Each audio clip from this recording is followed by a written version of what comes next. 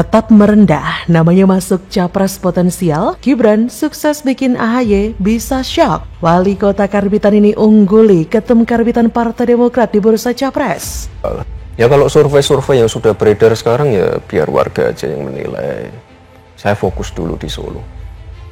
Semua biasa rata-rata bilang gitu, saya fokus dulu di Solo. Tapi pasti nanti kalau ada perintah partai pasti juga pindah juga Mas Gibran. Apa yang bisa membuat Mas Gibran meninggalkan Solo? Ya kalau pekerjaan di Solo sudah selesai.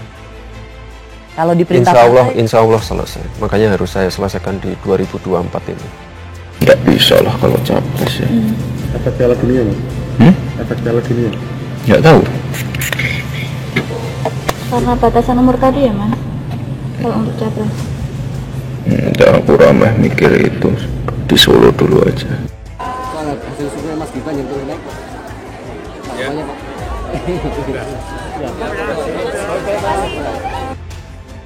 Wacana perpanjangan masa jabatan Presiden Jokowi belakangan ramai disinggung oleh berbagai pihak.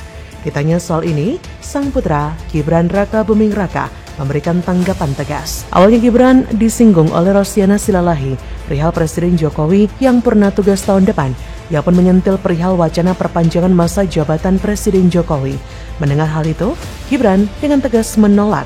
Ia berkata, nggak usah, pulang saja ke Solo. Namun, suami Selvi Ananda itu tak mau berasumsi macam-macam, termasuk apakah permintaan penambahan masa jabatan adalah organik dari masyarakat atau malah menjadi jebakan untuk Jokowi. Ketika diminta untuk mempertegas jawabannya, Gibran pun belak-belakan meminta Jokowi untuk kembali ke Solo setelah menuntaskan masa jabatannya sekitar setahun lagi.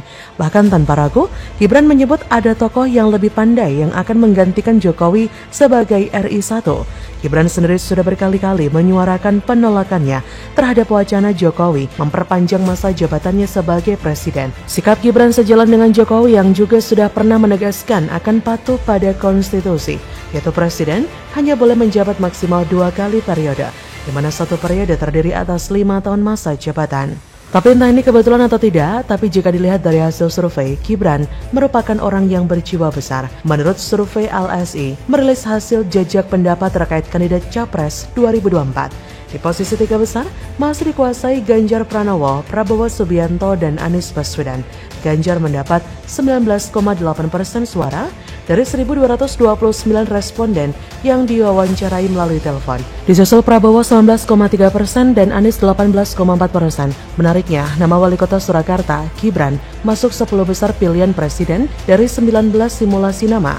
Gibran mendapatkan 2,7% suara dan berada pada peringkat 6. Di atas Gibran ada Sandiaga Uno 2,9%, Ridwan Kamil 5,8%. 4 nama di bawah Gibran, Mahfud MD 2,3%, Erick Thohir 2,1%, AHY 2%, Puan Maharani 1,4%. Jika AHY tahu jika Gibran masuk bursa capres dan mengunggulinya dalam perolehan angka, AHY mungkin akan kaget juga. Dan tidak hanya hasil survei yang menyatakan masyarakat puas dengan hasil kerja Gibran, tapi beberapa netizen juga merasakan hal yang sama.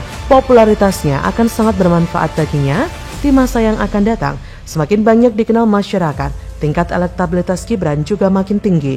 Dengan syarat, kinerja Gibran mampu dirasakan oleh masyarakat. Popularitas Gibran seolah terjadi tanpa diinginkan ketika elit partai lain dengan sangat sengaja ingin menaikkan popularitas dan elektabilitas dengan memajang fotonya di mana-mana. Gibran tetap kalem. Jika tidak ada aral melintang, karir Gibran akan berjalan terus sesuai dengan apa yang dialami sang ayah. Sebagai masyarakat tentu kita hanya berharap jika nantinya Gibran jadi pemimpin dengan wilayah lebih luas mampu mensejahterakan rakyatnya. Memang sih yang perlu dikritik kita kritik keras, yang perlu diapresiasi ya diapresiasi, objektif saja. Agama juga pernah mengajarkan jangan membenci orang sehingga mendorong berlaku tidak adil kepada orang yang dibenci tersebut. Artinya apa? Ketika orang itu memendam rasa benci terhadap orang lain, maka ia terkadang tak bisa bersikap objektif sehingga berbuat berat sebelah. Bagaimana menurut Anda? Gagal nyapres, Anies maju Pilkada DKI 2024 lagi, tapi elektabilitas Gibran meroket, Anies terkubur dalam-dalam. Ini suara yang ada di tingkatan partai ya, artinya internal partai yang kurang lebih 45.000 kader itu yang saya dengar. Nanti bisa ditanyakan apakah ada perkembangan, itu silakan. Tapi kalau suara masyarakat, kami memang masih harus melihat menyebar ini kepada seluruh masyarakat. Apakah betul seperti itu? Hanya dua ini, seperti itu yang mengemuka di antara kader kami tentunya. Sebelumnya Gibran juga menyatakan, nah dari sini siapa yang gak kaget ya, padahal sama Gibran Raka Buming Raka yang padahal juga belum selesai masa jabatannya memimpin di kota Surakarta, wali kota Solo.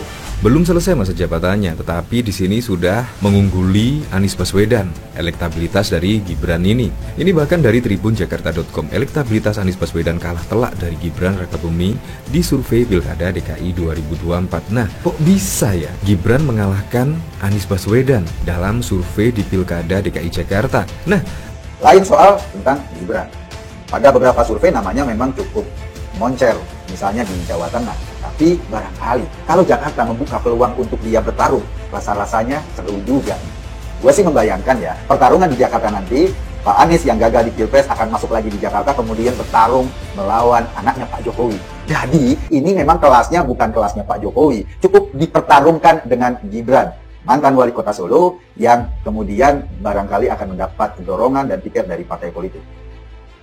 Wacana Wali Kota Solo Gibran Raka Buming Raka untuk maju di pemilihan Gubernur DKI Jakarta atau Jawa Tengah tengah menuai perbincangan publik.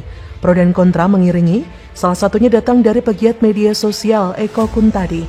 Rupa-rupanya, Eko memberi dukungan untuk majunya Gibran di Pilgub Jakarta 2024. Namun menariknya, Eko menduga Gibran akan berhadapan dengan Baca Pres 2024 Partai Nasdem Anies Baswedan di kontestasi tersebut.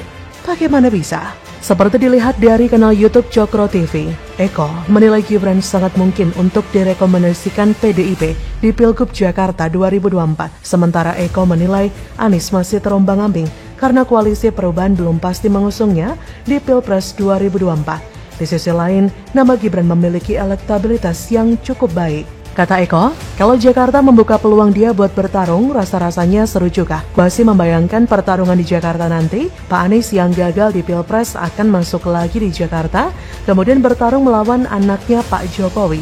Jadi ini memang kelasnya bukan kelasnya Pak Jokowi, cukup dipertarungkan dengan Gibran, mantan wali kota Solo. Eko menilai Gibran memiliki sejumlah kelebihan, salah satunya karena usianya masih muda dan mempunyai gaya memimpin yang cocok dengan demografi dari warga ibu kota yang didominasi usia muda serta produktif. Eko berkata, dua orang ini barangkali menjadi hal yang sangat bertolak belakang. Gibran itu ngomongnya sangat sedikit, jarang melontarkan statement yang berbunga-bunga. Namun, poin pentingnya menurut Eko, Gibran dianggap mampu bekerja di ibu kota.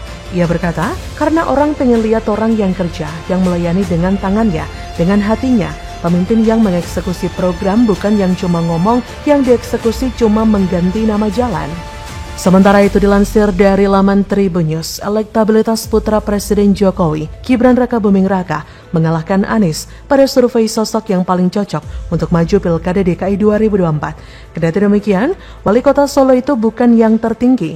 Ada nama PJ Gubernur Heru dan Gubernur Jabar Ridwan Kamil pada posisi tertinggi dan kedua. Hal itu berdasarkan hasil survei Nusantara Strategic Network. Hasil survei menunjukkan nama PJ Gubernur DKI Jakarta saat ini, Heru Budi Hartono, memperoleh elektabilitas tertinggi dengan 22,5%. Heru mengalahkan sejumlah nama besar seperti Gubernur Jabar Ridwan Kamil hingga Wali Kota Solo yang juga putra Presiden Jokowi, Gibran Raka Buming Raka. Ridwan Kamil mendapat elektabilitas 17,5%, Gibran 10,3%. Wakil Ketua Dewan Pembina PSI, Chris Neteli, 7%. Sementara itu, elektabilitas ex-Gubernur Jakarta Anies Baswedan turun 7,8%. Sedangkan wakilnya Ahmad Riza Patria di angka 3,8%. Riani menjelaskan alasan kecilnya elektabilitas Anies yang justru tinggi di survei elektabilitas Capres. Ia melihat ada kemungkinan masyarakat sudah melihat Anies sebagai Capres, bukan lagi cagup untuk 2024. Riani menyebut Anies masih punya kesempatan kembali berlaga di Pilkada Jakarta. Namun peta politik saat ini sudah jauh berubah. Publik ibu kota mengira Anies tidak mungkin maju kembali sebagai kepala daerah di Jakarta. Turunnya elektabilitas Anies dan Riza di DKI membuat nama-nama lain berkibar, di antaranya Heru Budi, Ridwan Kamil, dan Gibran. Kata Riyandi, Heru yang saat ini mengisi PJ Gubernur punya peluang diusung parpol termasuk PDIP. Adapun Wali Kota Solo Gibran Raka Buming Raka memiliki peluang serupa. Menurut Riyandi, Gibran berpeluang maju ke Pilkada Jakarta atau Pilkada Jawa Tengah ataupun periode kedua di Solo. NSN melakukan survei pada 21 sampai 28 Februari dengan 400 responden mewakili seluruh wilayah di DKI Jakarta. Metode survei adalah multi-stage random sampling. Margin of error survei kurang lebih 4,9% pada tingkat kepercayaan 95%. Jadi bagaimana menurut Anda?